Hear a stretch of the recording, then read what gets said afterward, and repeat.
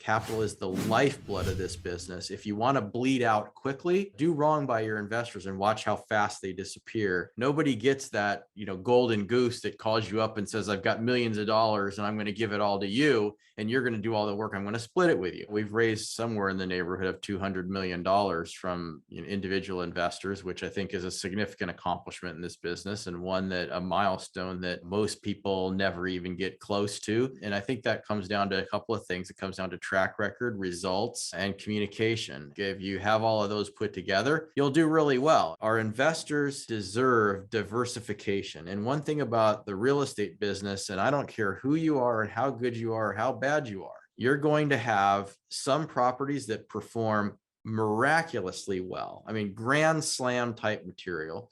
You're going to have properties that do really good. And you're going to have assets that are a total thorn in your side and you fight them tooth and nail all the way until you finally get out of them. And it's a big relief that you're just out of it. And when you have single asset syndications, now you have a whole wide range of investor satisfaction levels where you have some investors that are euphoric because they got a 40% return. And then you have a small subset that are like, going like, gosh, this deal really sucked. What a fund does is it smooths out that volatility. Your investor now owns all of those assets.